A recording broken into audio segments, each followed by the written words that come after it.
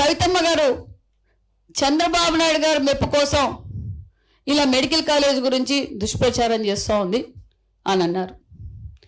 నేను దుష్ప్రచారం చేయడం లేదు.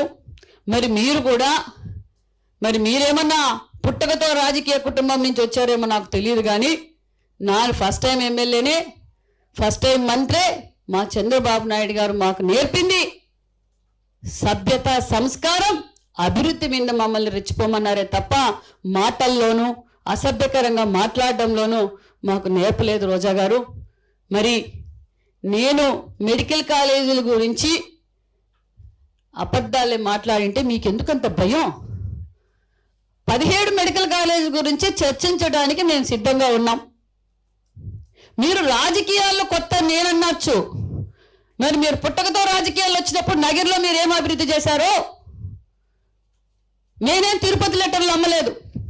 టూరిజం మినిస్టర్గా మీరేం చేశారో, మరి మీరు చైర్మన్గా కూడా పనిచేశారు. ఏపీఐసిసికి చైర్మన్గా ఏం అభివృద్ధి చేశారో 5 సంవత్సరాలుగా మీరు చర్చించడానికి సిద్ధమైతే, మీరు సిద్ధం కాక